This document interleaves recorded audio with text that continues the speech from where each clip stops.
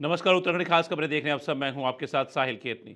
उत्तराखंड विधानसभा का 4 दिवसीय मानसून सत्र मंगलवार से भराड़ीसैंण विधानसभा में शुरू हुआ। पहले दिन विपक्ष ने जमकर हंगामा किया। इसके बीच कई बार सदन की कार्रवाई स्थगित की गई। वहीं शाम को सीएम धामी ने हंगामे के बीच ही 5,315 करोड़ का अनुपूरक बजट सदन पटल पर रखा। इसके साथ ही 9 विधेयक भी पेश हुए। इसके बाद सदन की कार्यवाही को बुधवार सुबह 11 बजे तक के लिए स्थगित कर दिया गया। सुबह 11 बजे ऐसे ही सदन की कार्रवाई शुरू हुई। विपक्ष ने हंगामा शुरू कर दिया। इस बीच सदन में कांग्रेस नेताओं ने टेबल तक पलट दी। बार बार हंगामे के बीच सदन की कार्रवाई को 7 बार स्थगित करना पड़ा।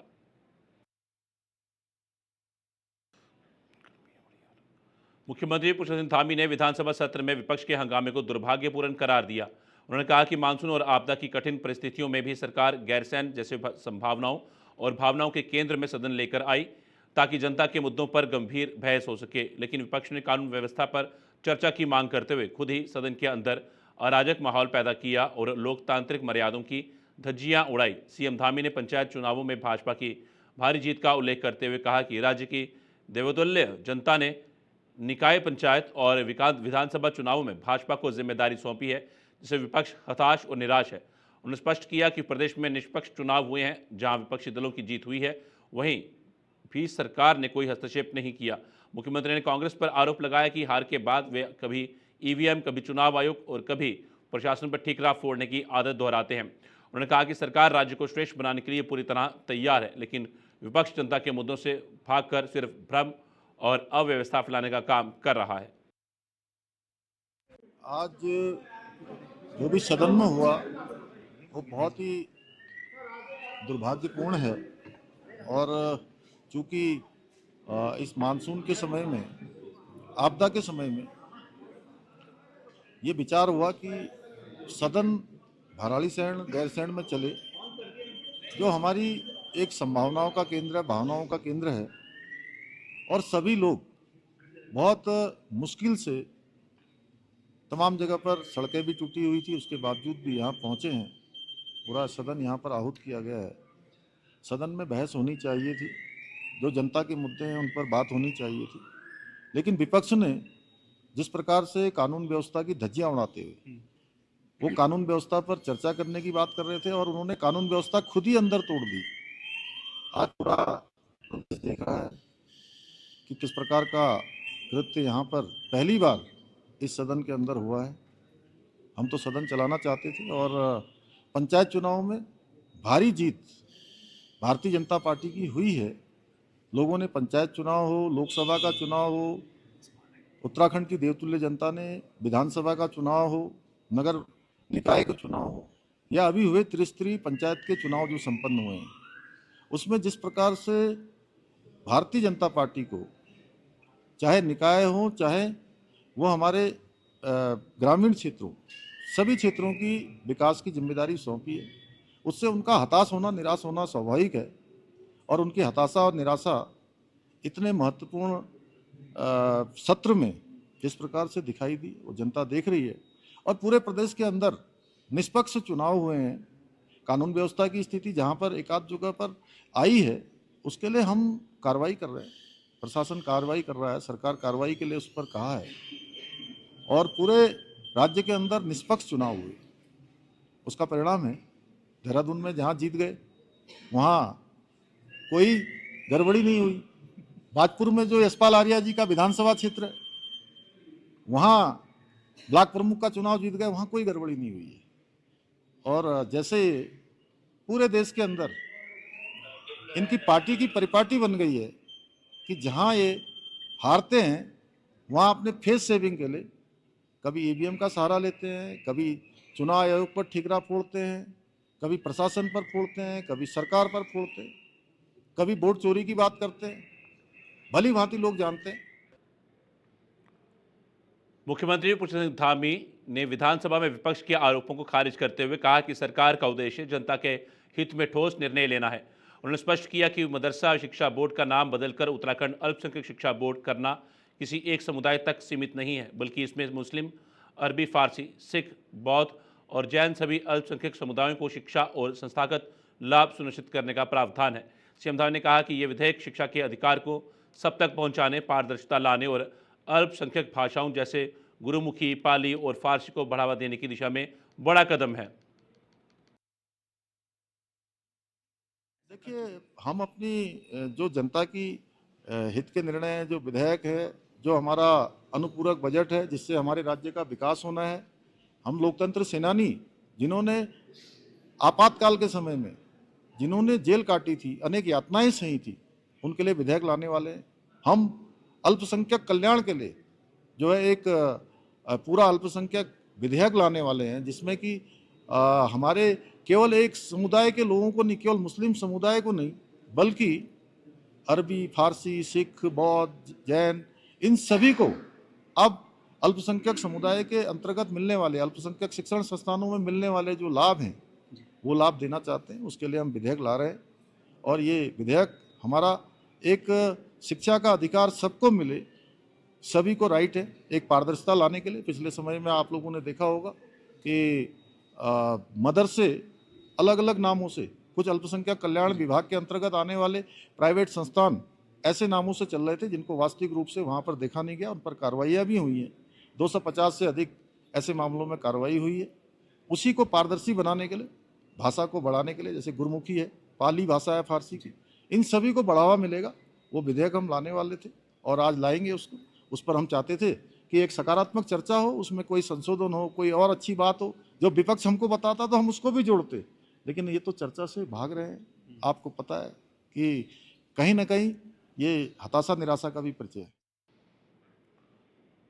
उत्तराखंड में विभिन्न स्थानों पर आई आपदाओं को लेकर मुख्यमंत्री पुष्कर सिंह धामी ने कहा कि धराली हो या फिर पौड़ी की सैंजी गांव में आई आपदा हो या फिर मुंशियारी क्षेत्र में आई आपदा हो, तत्काल ग्राउंड जीरो पर हमारी शासन प्रशासन भी पहुंच रहा है। उन्होंने कहा कि हमारा प्रयास है कि धराली के लोगों के लिए एक स्पेशल पैकेज बनाएंगे। इसके साथ अन्य क्षेत्र के लोग जो भी प्रभावित हुए हैं, सभी के लिए हम पैकेज की तैयारी कर रहे हैं। सभी लोगों को राहत देना, उनकी सहायता करना, ऐसे समय में हर एक परिवार के साथ खड़ा रहना सबका कर्तव्य है। उन्होंने कहा कि हम तो चाहते थे कि आपदा पर भी चर्चा हो।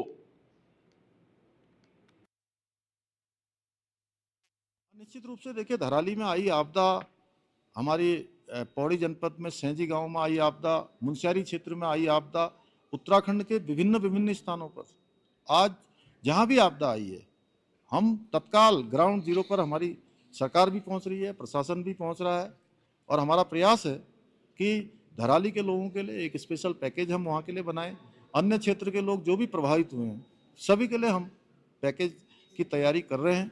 सभी लोगों को राहत देना, उनकी सहायता करना, ऐसे समय में हर एक परिवार के साथ खड़ा रहना। और हम तो चाहते थे कि आपदा में भी चर्चा हो, क्योंकि ये आपदा का समय पक्ष विपक्ष का समय नहीं है। आपदा रोक पाना किसी के बस की बात नहीं है, लेकिन आपदा के बाद होने वाला जो रिलीफ है, जो सहायता है, वो तत्काल हो, रिस्पॉन्ड टाइम कम से कम हो और हम ऐसे समय में लोगों के साथ खड़े दिखाई दें। वहीं जहां सरकार खड़ी है, प्रशासन के लोग खड़े हैं, अन्य लोग खड़े हैं, विपक्ष केवल राजनीति कर रहा है, टॉर्चों से देख रहा है कि कहाँ नकारात्मकता दी जा सकती है। हाँ, निश्चित रूप से देखिए, धराली में भाजपा ने सदन में आपदा पीड़ितों पर मरहम लगाने के बजाय कांग्रेस विधायकों द्वारा किए हंगामे और तोड़फोड़ को शर्मनाक एवं दुर्भाग्यपूर्ण बताया है। प्रदेश प्रवक्ता सुरेश जोशी ने आपदा राहत एवं बचाव कार्यों पर कहा कि मुख्यमंत्री धामी देश के पहले सीएम हैं जो ग्राउंड जीरो पर 3 दिन तक रहे और ज़मीनी आंकलन किया। मुआवजे और पुनर्वास को लेकर सीएम और पीएम मोदी की वार्ता हो गई है। फिलहाल रेस्क्यू की तरह प्रभावितों को सबसे अच्छी मदद भी हमारी सरकार समय कर देगी, लेकिन विपक्ष संवेदनहीन, गैर जिम्मेदाराना और व्यक्तिगत स्वार्थ का रवैया अपना रहा है। देखिए, पहली बात तो ये है कि संसदीय परंपरा में किसी भी राजनीतिक दल को संवैधानिक विषय को मद्देनजर रखते हुए कोई भी विषय सदन में रखने का पूरा अधिकार है। लेकिन किसी भी राजनीतिक दल को या किसी राजनीतिक दल के चुने हुए प्रतिनिधि को सरकार की संपत्तियों को नष्ट करना या अमर्यादित होकर के सदन में अपनी भाषा का प्रयोग करना, ये एक तरह से बिल्कुल ही गैर जिम्मेदाराना है और एक असंसदीय है। अगर इस तरह के कृत्य कोई भी पार्टी करती है या उस पार्टी के जनप्रतिनिधि करते हैं तो उसकी जितनी भी निंदा की जाए वो कम है। ये पूरे प्रदेश की जनता ने देखा है और पूरे प्रदेश की जनता देख रही है कि किस तरह इस प्रदेश के अंदर एक अराजकता का माहौल पैदा करने की कांग्रेस कोशिश कर रही है। लेकिन कानून अपना काम करेगा, कानून अपना काम कर रहा है। हम सिर्फ ये कह सकते हैं कि जो भी व्यक्ति अमर्यादित है और लोकतांत्रिक परंपराओं पर आघात कर रहा है और जो संविधान के रक्षक हैं, अगर वही भक्षक हो जाएंगे तो फिर जो है कहीं न कहीं चुनौतियां प्रजातंत्र के लिए खड़ी होंगी। विधानसभा भवन भराड़ीसैन में आयोजित एक भव्य कार्यक्रम में वाइब्रेंट बर्ड्स ऑफ कोटद्वार नामक पुस्तक का विमोचन मुख्यमंत्री पुष्कर सिंह धामी एवं उत्तराखंड विधानसभा अध्यक्ष ऋतु भूषण खंडूरी द्वारा संयुक्त रूप से किया गया। इस अवसर पर राज्य के वन मंत्री सुबोध उनियाल, कृषि मंत्री गणेश जोशी, विधायक शहजाद अनिल नौटियाल, मुन्ना सिंह चौहान, डीजीपी दीपम सेठ सहित विभिन्न विभागों के सचिव एवं विधानसभा सचिवालय के अधिकारीगण उपस्थित रहे। यह पुस्तक कोटद्वार क्षेत्र में पाई जाने वाली 450 से भी अधिक प्रजातियों के पक्षियों एवं कई दुर्लभ प्रजातियों का संकलन है। इन पक्षियों की अद्भुत तस्वीरें फोटोग्राफर राजीव बिष्ट द्वारा खींची गई हैं। कार्यक्रम को संबोधित करते हुए मुख्यमंत्री पुष्कर सिंह धामी ने कहा कि यह पुस्तक न केवल प्रकृति प्रेमियों और पक्षी विशेषज्ञों के लिए महत्वपूर्ण स्रोत साबित होगी, बल्कि कोटद्वार क्षेत्र में पर्यटन की संभावना को भी नए आयाम देगी। विधानसभा अध्यक्ष ऋतु खंडूरी ने कहा कि कोटद्वार जैसे प्राकृतिक धरोहर से संपन्न क्षेत्र में इतने विविध और दुर्लभ पक्षियों का पाया जाना गर्व की बात है। तो ये एक छोटा सा प्रयास था। दूसरा, मैं कोटद्वार विधानसभा से विधायक भी हूँ और वहाँ मैंने देखा है पिछले 8-9 सालों में कि वहाँ पर चिड़ियाओं की जो प्रजातियां हैं वो बहुत सारी हैं और विदेश से भी वहाँ चिड़िया आती हैं। करीबन 500 से ऊपर प्रजातियां वहाँ पाई जाती हैं। तो एक किताब हमने बनाई थी जो कि हमारे कोटद्वार का ही फोटोग्राफर हैं राजीव बिष्ट, उनकी फोटोग्राफी है। सारी जो चित्र आप लोग देखेंगे उसमें हम ये दिखाना चाहते हैं पूरे भारत को कि जहाँ एक तरफ हमारे यहाँ रिलीजियस टूरिज्म है, एडवेंचरस टूरिज्म है, वहाँ हमारे पास वाइल्ड लाइफ में जानवर हैं, बर्ड्स की भी बहुत सारी प्रजातियां हैं और लोग जो सीरियस बर्ड वॉचर्स हैं, जो इस को सीरियसली देखते हैं, फॉलो करते हैं और बहुत सारे लोगों का ये प्रोफेशन भी है, उनके लिए एक बहुत अच्छी जगह हमारी कोटद्वार सने हो सकती है। तो ये एक आज हमने 2 कार्यक्रम किए, ये छोटे से 2।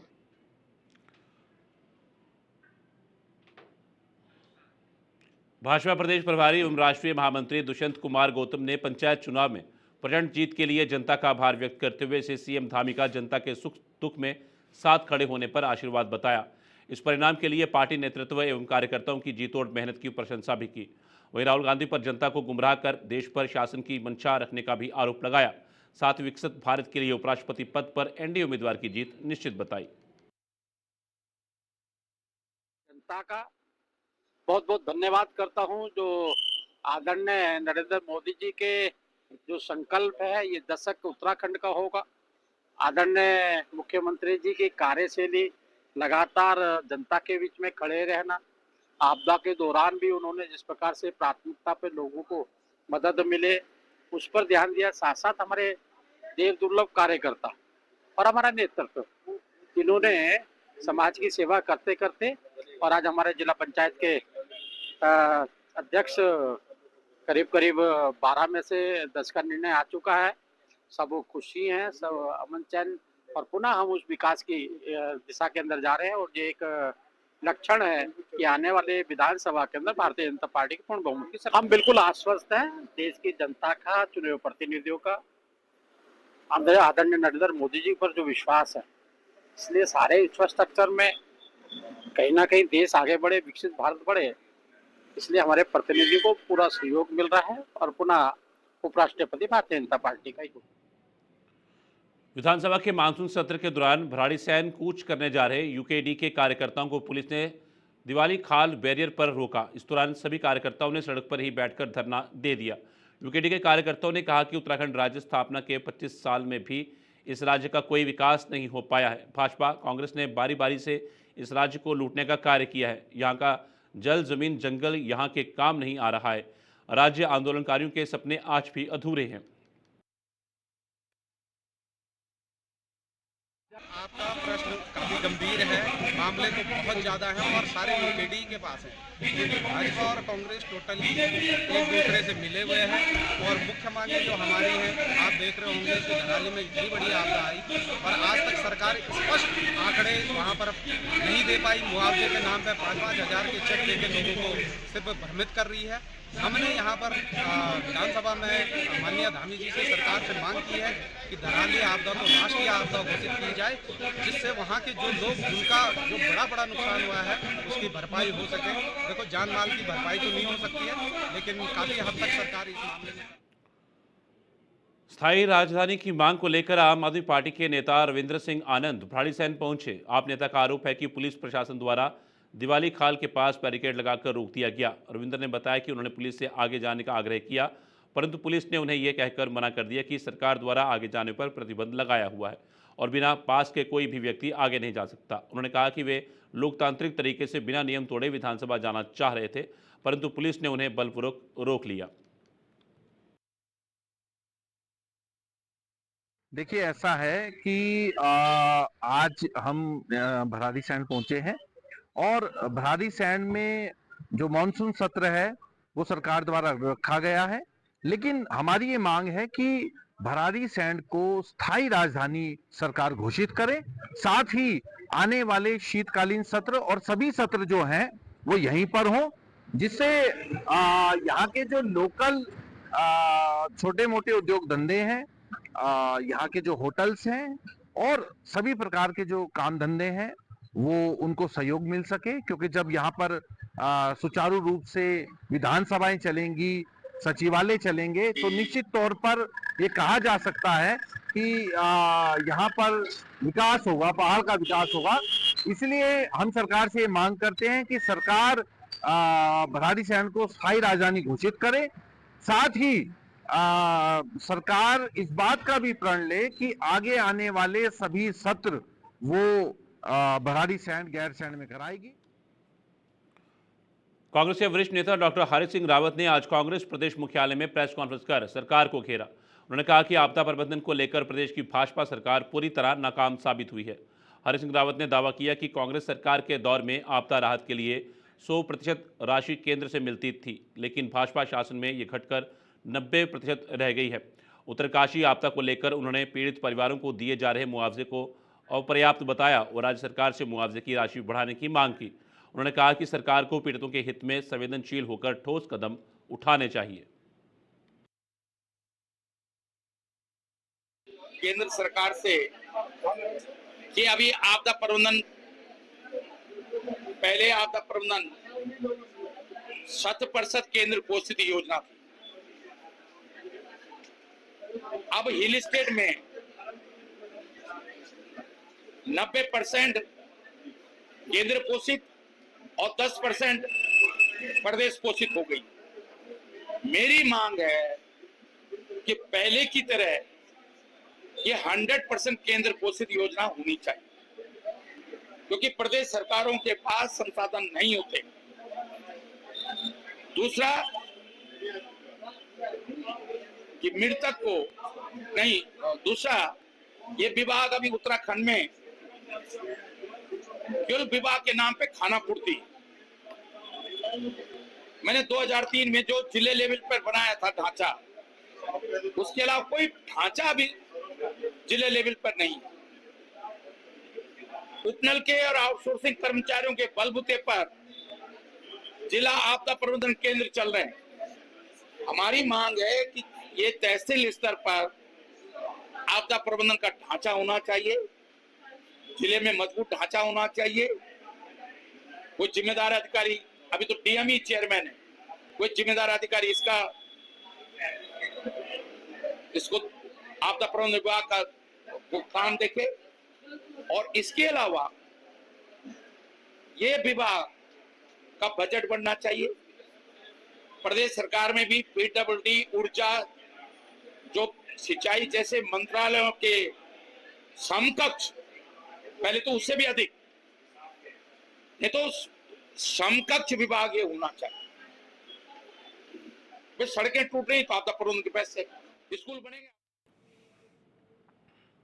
रुड़की नगर निगम के सभागार में तहसील दिवस का आयोजन किया गया। तहसील दिवस के कार्यक्रम में बड़ी संख्या में शिकायतकर्ता पहुंचे। तहसील दिवस में सिंचाई विभाग, पीडब्ल्यूडी नगर निगम और रुड़की ब्लॉक अन्य विभाग के संबंधित अधिकारी भी मौजूद रहे। तहसील दिवस में सबसे ज़्यादा जल भराव की समस्या आई। इसके साथ ही विकलांग पेंशन जैसी अन्य शिकायत भी सामने आई। ज्वाइंट मजिस्ट्रेट रुड़की ने बताया कि कुल 36 शिकायतें सामने आई हैं।